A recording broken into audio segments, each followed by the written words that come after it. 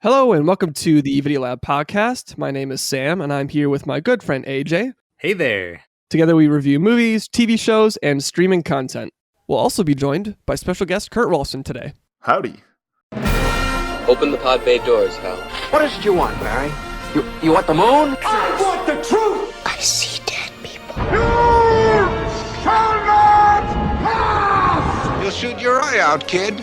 This is Sparta! I am your father. Let us fight to free the world, to do away with greed, with hate and intolerance. Let us all unite! In today's episode, we'll be reviewing the movie Project Power, when a pill that gives its users unpredictable superpowers for 5 minutes hits the streets of New Orleans. A teenage dealer and a local cop must team up with an ex-soldier to take down the group responsible for its creation.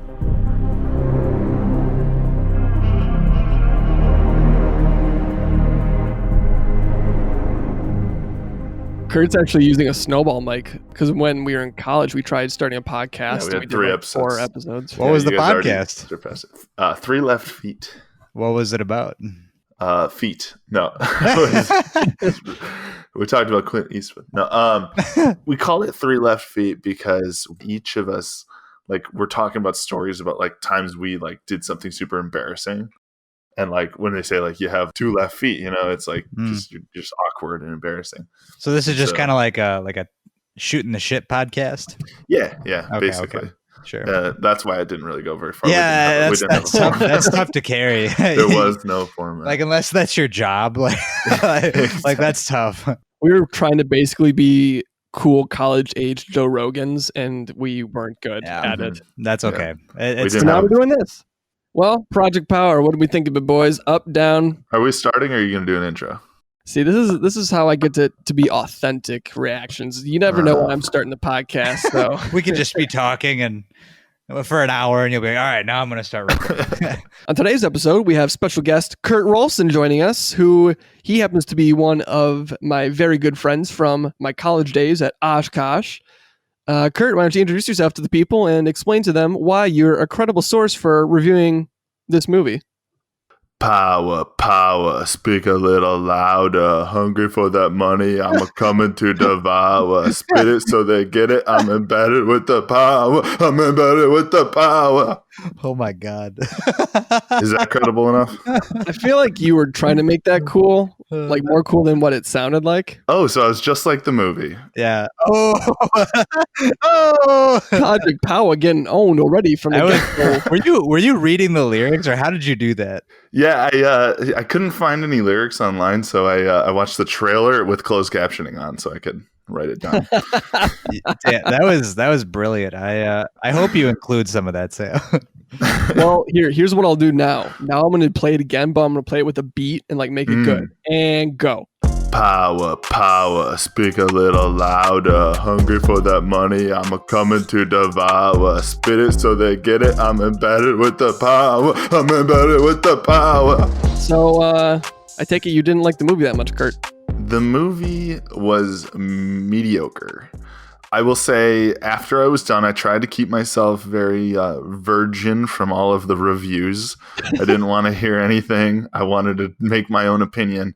I came up with an opinion, and then I wanted to see what everyone else was thinking. And my favorite IMDb subject headline of one of the reviews said, Project Poop.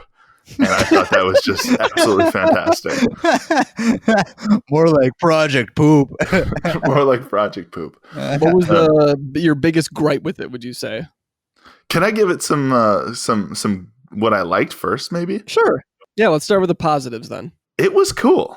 The style was cool. The colors, the camera movements, the editing, the music, it was a very well done movie in a technical aspect. Mm-hmm. Yeah, I would agree. Yeah, the color palette. If you scroll through the movie on Netflix, just on your computer or something, you can see a really cool color palette, like teals and oranges and reds. So visually, I thought it was really pleasing to the eye. Oh yeah, it was fantastic. That's what I thought too. I think the real strength of this movie is how visually impressive it is with cinematography and editing. I mean, it's clear that this is a well budgeted movie. This had the resources to really flush it out. even though those resources did not trickle all the way to everything else. What do you think the budget was on this movie, you guys? Shit. I'd guess upwards of over 50 million for sure. I would say maybe 10,000 Bitcoin. I don't know. What is that in actual dollars? That's a lot. It's unmeasurable. Well, according to Google, it's 85.1 million was the budget for this. See, that's a huge budget, and this is a Netflix produced movie, I believe. Yeah, I wonder how much of that money went to Joseph Gordon-Levitt. I would say 80 million went to Jamie Foxx. Yeah, right. Yeah, and that's the most striking thing is that they have Joseph Gordon-Levitt and Jamie Foxx, but I felt like they were pretty squandered, and their characters were chronically undeveloped tropes. Wow. Chronically undeveloped tropes. Yeah. I mean, like you were saying, Kurt, I mean, there's a lot of cool stuff going down, and their physical actions, like the action, the jumping and the shooting and stuff, it's all really cool. Let's go. All units set up perimeter. Subject is male, possibly Caucasian. Shit, I can't tell. But there's just no punch after that with dialogue or writing. Like the base blocks of storytelling. Yeah, right. The storytelling is pretty fucking weak. And it's funny, I Googled best quotes of the movie, and they're just super tropey, cliche kind of stuff. Such as? We have such classics as, "You ask a lot of questions. What you know about Clint Eastwood? You out here in these streets stealing, you ain't no damn kid." I don't know if the site is just really bad that I'm on giving me these quotes, but I feel like it's not that off base. There's just not a lot of good. I can't think of a single line that I was like, damn, that's good.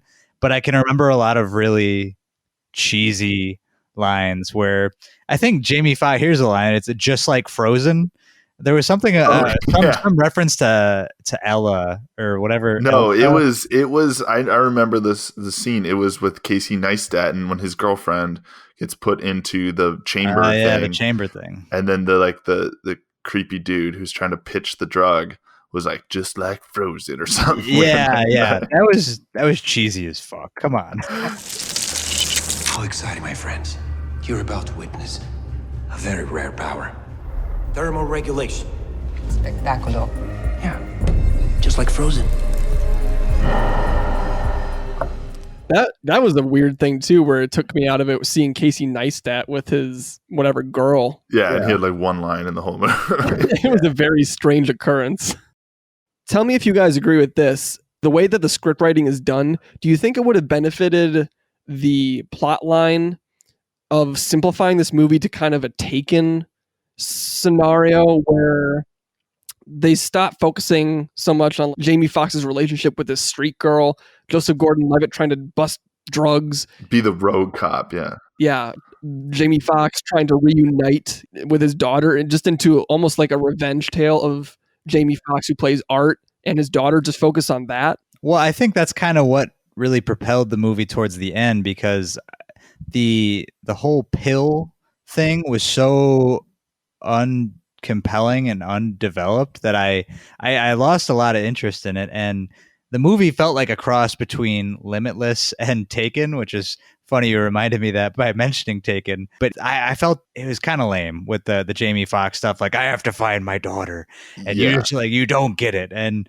I just found myself not caring about either element. Well, even when he does find his daughter, it's the most anticlimactic reuniting scene ever. Yeah. It's like a rack focus to her.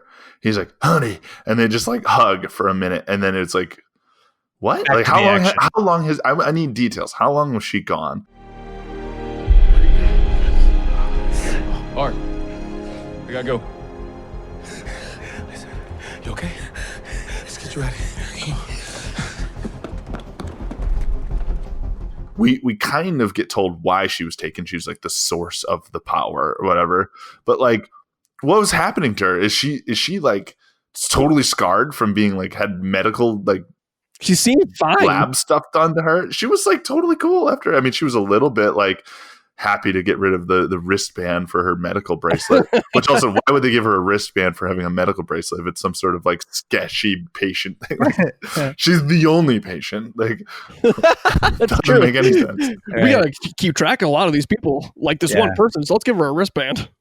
But to your point, there's way too many subplots. There's the pill gives you these powers. It's a girl who she's doing bad things for a good reason, right? She's trying to take care of her mother, but so she's like dealing drugs.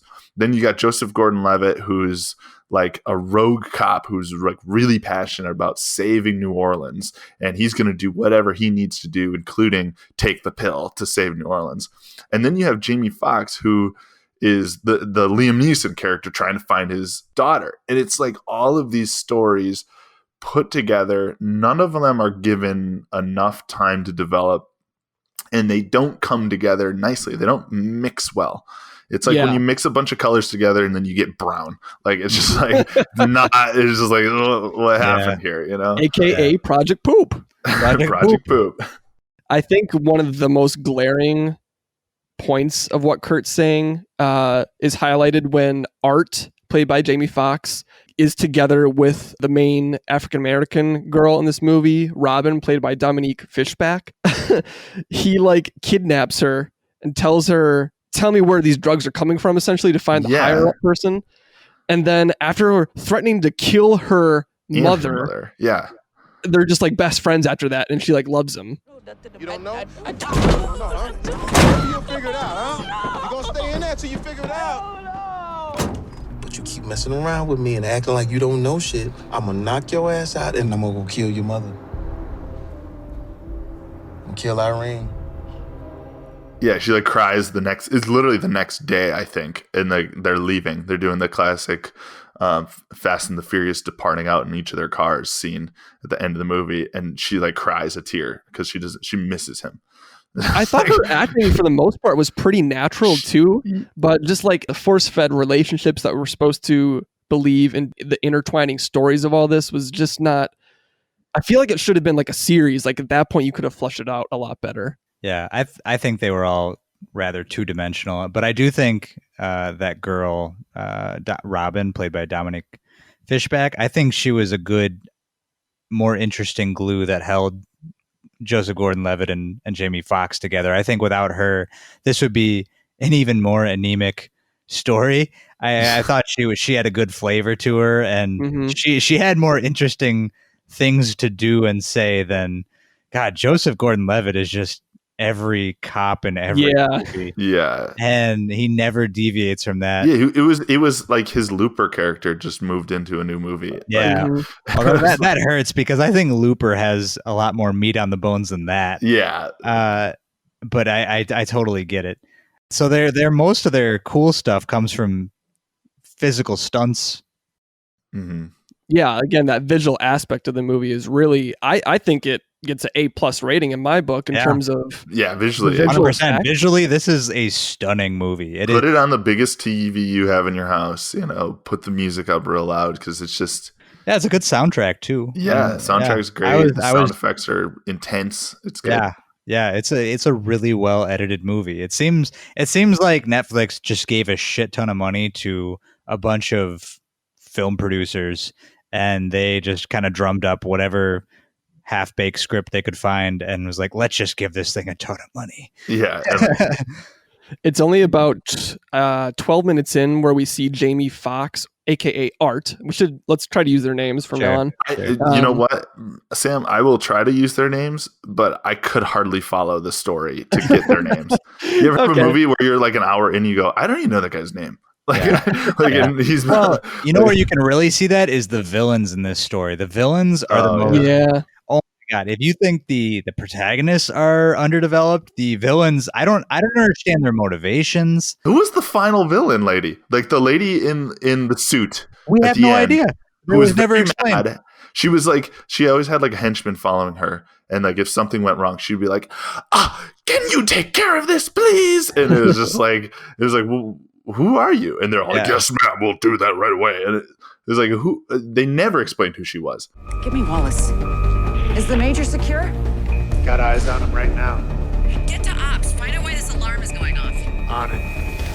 they're all forgettable, dopey Bond villains. I mean, yeah, they got a bunch of henchmen following them, and then they make really weird errors, and they fuck up. And she's like the head of the secret society, right? Or I don't know, the secret group that makes the drugs. Yeah, I guess that's the point. She's like a doctor.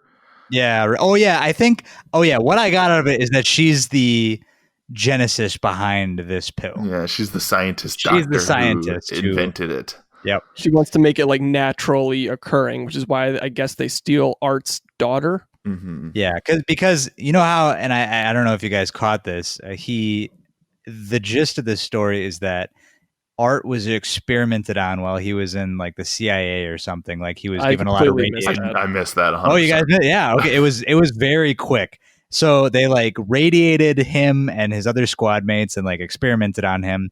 And that's why they took his daughter, because she had, I guess, some sort of gene mutation or something that made this pill possible to manufacture. That's basically what I got out of it. And that's why they're holding her. All right. Well, you summed it up better than the movie did, AJ. Yeah, it's odd how much they glanced over it, and I don't understand exactly why, but it really made everything feel very hollow. It's not clear why this pill's made. It's not clear what it's accomplishing. It's incredibly temperamental. It's really causing. All it does is cause chaos. Yeah. Right, and that doesn't seem as particularly of value. I get it that they're like testing it on the population of New Orleans, but I feel like a pill that has a 25% chance of making you explode doesn't have a lot of value. I don't think I'd be taking that pill.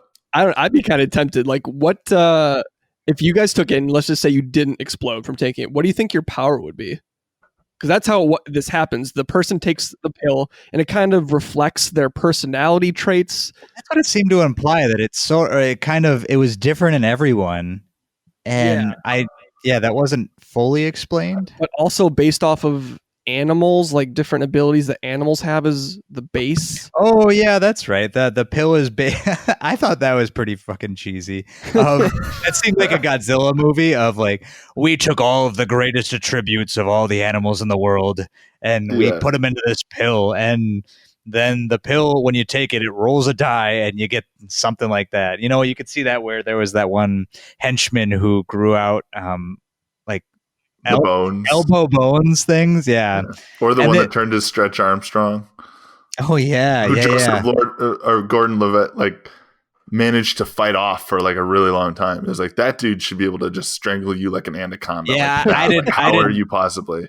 Yeah, you in your Saints jersey, keeping up with him. Yeah, I thought that was the dumbest thing. Is he kept that Saints jersey on the whole freaking movie? You gotta know you're in New Orleans. We get it. You're from. First of all, that's a Brooklyn accent, but you gotta know you're New Orleans. Not even close to New Orleans. Yeah, that's better. But yeah, I didn't buy that fight scene at all. I thought Frank should have died basically instantly. Well, okay. I that's what I want to talk about, though, in terms of the visual effects. I thought the scenes where we see the visual effects top out are just awesome. Like in 12 minutes in, we see Art chasing after Machine Gun Kelly for, whatever reason, him being in this movie. And Machine Gun Kelly is... Wait, who is Machine Gun Kelly? Not the actual person. Who is the character in the movie? He's just like a drug dealer, basically, that... He turns into fire. Oh, wait, he was the guy in the apartment complex? Yeah. Oh, okay. And he's taken he's like addicted to the pills, basically. Yeah. And for whatever reason, he's running away from Art because Art thinks he's got information to get him to the evil doctor lady. Right. And you see Machine Gun Kelly take his pill and he just like bursts into flames. And he's like, it's really cool because I watched behind the scenes making of it too.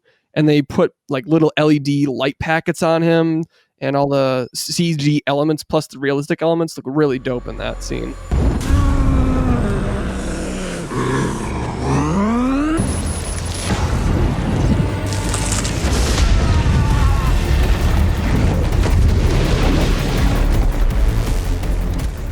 It was sick. I thought that scene of the movie was actually probably one of the cooler ones. He's basically fighting a Human Torch, and it looked cool as hell. You didn't like the scene of our boy Joseph getting shot, though? Oh, getting shot in the side of the head. Yeah. Oh, yeah. I thought that scene was cool of him like duking it out with that guy. I thought it was the realism of the shot hitting his face, and we're staying on that the whole time was so cool. It did look really cool. Yeah, the scenes were awesome. Actually, my favorite visually enticing scene was actually when Casey Neistat's girlfriend was in the chamber and they turned off the heater. And so she's got like literally the worst ability ever. She gets so cold that if she's not in a chamber that goes up to like 100 degrees, she like dies and like turns to first. But what they did was, what I noticed, which was sick though, was like Art was like fighting off like 30 dudes with a shotgun. And they kept the camera in like the little chamber with her as she's like turning into ice, and it's like panning, like doing this whole 360 degree in the chamber, looking through the glass, and you see Art just just blowing people's heads off, and it's all kind of foggy, a little out of focus, a little icy. That was like crazy to me. I was like, how did they do this? This is wild. Get me out of here!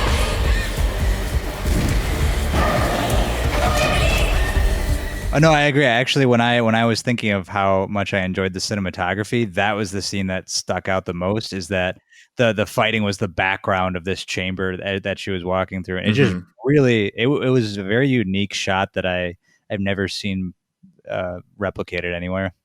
To answer the question I posed earlier, what do you think your powers would be if you took the pill and didn't die? I don't know. My instinct is to say I'd fly. Yeah. But I don't see a downside in that. But maybe I fly too high. Maybe I'm like Icarus. I think I would probably get like, you know how like when you pick up a frog or a toad, like it shits in your hand? I would just be shitting all over the place. That would be that would be my defense mechanism. It would be terrible. But I tell you what, if you don't want to mess with me if I'm shitting all over the place. I would not be anywhere near you if you were just shitting everywhere. I feel like mine would be something lame where I could just like see really far or something. Nah, you know what you'd be? You'd be really sticky. Everything you would touch, you would touch would just be really you would stick to everything. Why would it be sticky? Just like your skin would stick to everything. You'd be like Spider-Man on steroids. Yeah. I mean, does that mean I could like climb? No. No, not like tacky, like sticky, like something like wet, like you spilled a Diet Coke and you're just perpetually wet. What an awful power. They call me Diet Coke Man. You constantly feel like you just got out of a pool. Yeah. Okay, well, I guess I win for best superpower. Yeah, you do. Mm-hmm. I'll say my favorite scene in this whole movie, hands down, was the ending. Although, you know, the reunited father-daughter thing was kind of lame. The whole revenge plot where Art unleashes his previously foreshadowed power of being like it's like a shrimp or something that he says his power is. Yeah, so he they say that one certain type of shrimp can punch so fast that it heats up the water around the punch to like 8,000 degrees or whatever. Yeah. And the climax of the music at that point where Art is unleashing his power and you see the water droplets vaporizing and this cool like liquid effect coming from him was so dope. It gave me goosebumps everywhere, dude. This isn't a negotiation. No! It's something else.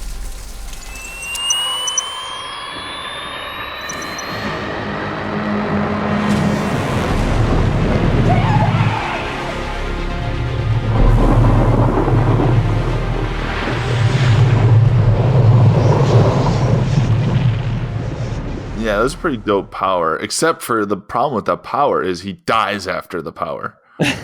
Well, I think he just pushed it to an extreme. That's what I got. That's what I got too, is that he just pushed himself too hard, taking out everyone. It was a really, really cool scene to watch. Those are the kinds of scenes where it's hard to make it believable to a point where it looks realistic. But I think the style of this movie lends itself to you being able to believe it a little more because everything's so stylized. It's more believable to see, you know, a person on fire, a person getting shot in the face with a bullet, and then this crazy energy wave coming out from a guy. You know, they made it easier on themselves with that regard, with it being so stylized. Right. I mean, everything looks so crisp that it did not look cheesy or overdone. It looked very natural. I would agree. The thing that was just, there's so many like cheap shots of like they got stuck in a hole in writing of like, okay, well, how are we going to get Robin over to this other spot to help him out? Well, she's got a Ducati and she's 15 years old. How about she just drives the Ducati through the streets and it's like, wait, what? This 15-year-old is all of a sudden the one saving the day. They took the trope that is so common in movies of like the little girl that everyone's like, you stay here. Like, we don't need your help here. You're going to be in the way. You stay here. Don't do anything. And then they don't listen to the person. And then they end up saving the day. And it's like, they just that's what her character was. Constant, no, you can't do this. And then come save the day. Like, in like ridiculous, like you're a 15-year-old kid. Like, you're not doing what she does in the movie. No, that's exactly what she was. And she finds Art's daughter in the end. And she, guides Frank through the halls of the boat. So she's the essential support character that both Frank and Art underestimated. You know what I just forgot about that I remember now as I'm scrolling through the movie on my computer is another kind of weird element / subplot to this movie where Robin is rapping in front of her classroom about how she feels about school. That was cool. I loved that scene. Yeah, that was cool. Now, what's the difference between a student and a teacher? While one of them is growing up, the other's getting weaker. Is the criteria for you to be a creeper? Stalk on the halls of squeaky little shoes, get you some sneakers. Get new kicks, get a clue, get a hint, get a friend, get a life, get a wife, get a mint, and your teeth been looking yellow, get a off-white tint. Never on a roll, but I'm on a roll like lint, yeah. I see I'm digging at your pride. You thought that you could hide, that the system is a lie, wasn't built for me to thrive. It don't love nobody like me. Diplomas won't determine who I am or who I might be. I think it was dope as well, but kind of just a weirdly placed thing in there. Yeah, I think the whole rapping angle with her, it's really cool. It just seems like unnecessary. Yeah, unnecessary. It seems totally unnecessary. It seems a little cheesy, like almost as if you gave a 16-year-old the power to write their own script. It just doesn't have a lot of meaning. It looks cool and it sounds cool. It just doesn't add anything really to this whole thing. Yeah, it's like a little like Dead Poet Society kind of vibe they wanted to squeeze in there. Yeah, what I liked about that scene though was like, I mean, everyone when they're like a kid like had these like fantasies of like, oh, I could do this, or like everyone like tries to like become like, I'm gonna be in a band, and then you like picture yourself in a band and like rocking out in front of class, but in reality it's like that's not gonna happen, that's never gonna happen. And that scene was cool because it was like it shows her doing what she thinks she can do and knows she can do or whatever, and like everyone's, oh, you did it, Robin, oh yeah, and then all of a sudden boom, snapped into reality of her just sitting there frozen, not actually doing that. It's all just like this fantasy in the back of her head. I thought it was a really creative way of showing that she's a teen with a lot of dreams and is just still stuck in her shell and like nervous and awkward and growing up like that. I thought that was a great way of showing that. Yeah, I think that's partly why I liked her the best. I thought she was the most interesting, and even though her story doesn't that neatly fit into everything that's going on, it kind of feels like it's its own Showtime drama. Now that I recall all my feelings of that scene, I wish maybe other than going the route of Taken and extreme visual effects, it would have been a really nice indie type feeling movie and like almost a good feel type movie had we focused on Jamie Foxx's character and Robin, I don't know, coming together more and focusing like no superpowers existing and just the whole rap thing and wanting to become better and like be someone who matters, and Jamie Foxx somehow coming into her life and supporting her, something with that regard. Yeah, so it sounds like you would be interested in seeing more of a realist movie of him as a father kind of figure. I bought into them way more. Like their chemistry seems so good compared to Art's daughter. It was just so like, wait, I see. I thought you were going to talk about Frank, the Joseph Gordon-Levitt. I think this is one of the weakest performances I've ever seen Joseph Gordon-Levitt. Really? I feel bad. It just wasn't believable. I love him as an actor, and I've enjoyed pretty much everything I've ever watched him in. And here he was, I think it was just his script, but he had some cool stuff to do, and he was very mobile, but it wasn't not something to write home about. I've always wondered this, how movies that check off so many other boxes of great filmmaking, cinematography, editing, sound design, visual effects, all that, how they can come up so short in the story. And, I don't know if it's a thing where they're in the writer's room and they're just like up against a time deadline. We're like, okay, we only have till here to write a script and do whatever changes to it and take it from there, or what. I think scheduling and time crunching could definitely be a factor. I've always thought, and I think you could see this with a lot of other movies, is a lot of things just don't come together as intended in post-production. It takes a lot of work to put a movie together, and even though you have a lot of good elements, you still need to coherently put them together. And you can't really see that how a project's going to turn out until you get to the end, because you might have the best idea in the world and a lot of money, but if something goes wrong, and you're like, you see the final cut and you're like, oh man, I wish we should have done this, and it's too late. We already spent all these millions of dollars. We got to put it out. Netflix is calling. We need this on right now. So Let me ask you something. You think this is really over? For me, it is.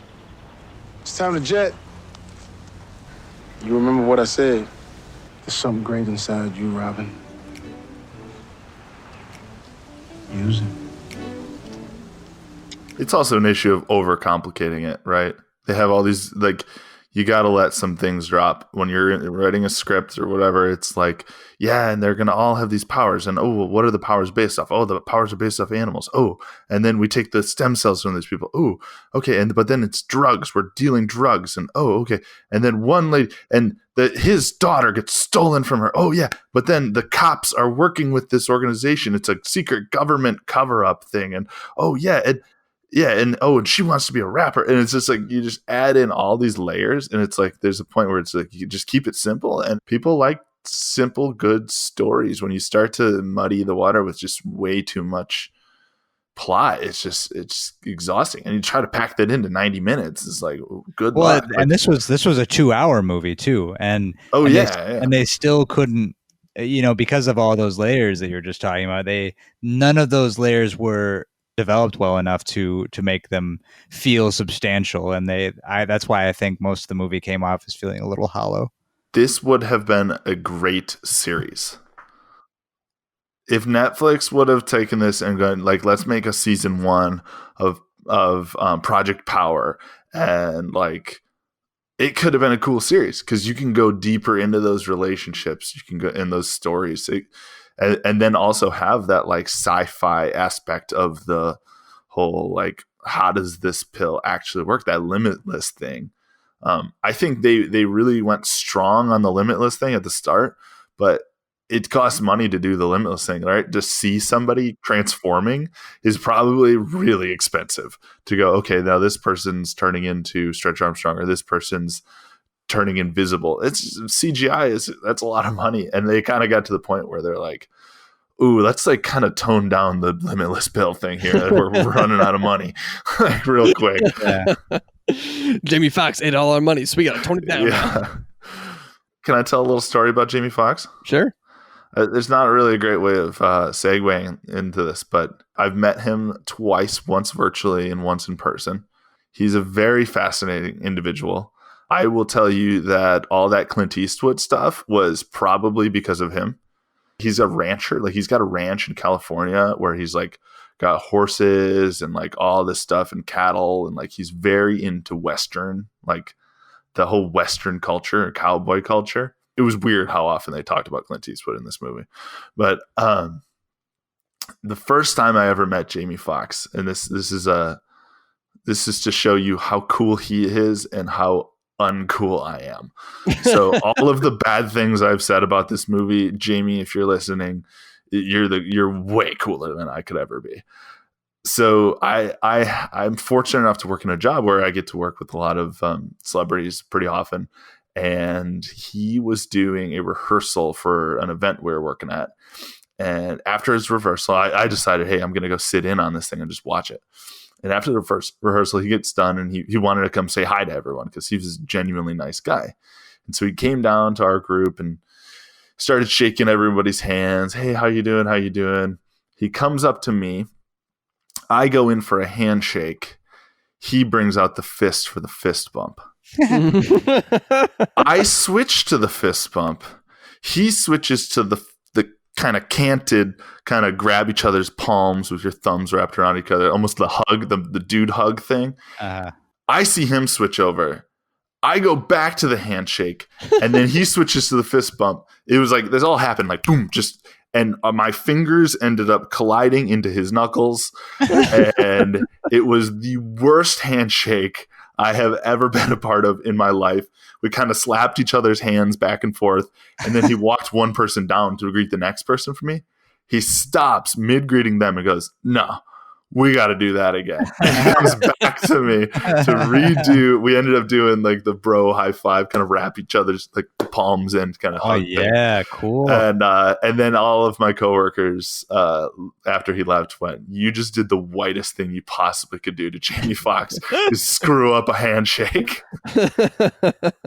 But he was a good dude about it, so I love his I stuff. get pretty positive vibes off of him. Like I feel like he's a pretty positive dude in real life. Yeah, he seems chill. He seems chill.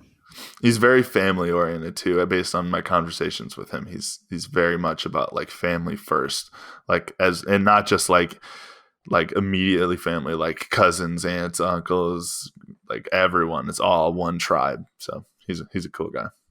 Well, we love you, Jamie. Yeah, definitely do.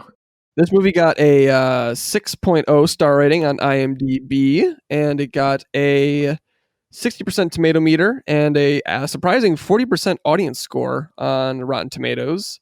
But I want to know from the two of you, out of 10 Flaming Machine Gun Kellys, how many Flaming Machine Gun Kellys would you give it? And would you recommend other people watch it? I'd give it I think I'd rate this at about a 7.5 Machine Gun Kellys on Fire. Just because, as we talked about, visually it's a cool movie. It just lacks all the other essential elements that would have made it a really good film. And I think I would recommend it if you have nothing else better to watch and you're looking for a good visual show. That's this. Yeah, exactly. If you're half a bottle down on some Winking Owl wine and it's raining out and there's nothing else going on, give it a watch. I think you'll enjoy the visuals. Turn off all the lights, make it an experience, make an evening out of it. But if you're looking for a solid film, I would say I'm going to go with the masses here and say 6.0 is probably where I'm putting it. Yeah. Duly noted. I probably would give it like a 6.55 repeating Flaming Machine Gun Kellys. As the same reasons as you guys. I think if we had focused more on Art and Robin's relationship or gone just the even more extreme route and just focus on pure revenge, I could have bitten into this a little more. But if you have nothing better to do for your day or want something cool on in the background while you're doing work around the house, I think this is your movie. So, Kurt, thanks so much for joining us today on the Video Lab podcast. Do you want to call out anything or give any shout outs to anything? No, thanks for having me, guys. I love what you're doing here. I love movies. I think especially now with everything going on in the world and not being able to go to theaters, which is such a community type of thing where you get done with the movie, you get to chat about it. With that kind of not in our lives right now, this is such a great way of enjoying the goods and the bads of the film. So I'm glad I got to enjoy it with you guys. I don't think I would have watched the movie without you guys recommending it, and I'm glad I did. It's now part of my life forever. Wow. Wow. Yeah, that was part of my life forever. But and I'm hopefully a lot of viewers or listeners can feel a little bit of that normalcy of chatting with their friends about some movies. So thanks for having me. That was fun.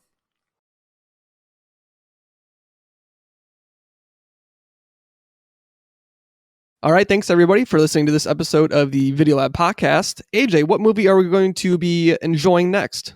We will be watching the Russian film Sputnik, a horror film just in time for Halloween this year. Sounds intriguing. Spooky. You can find my review for this movie and other movies at my blog, asajthinks.com. And be sure to rate and subscribe to the podcast wherever you are listening. Until next time, see ya. Peace.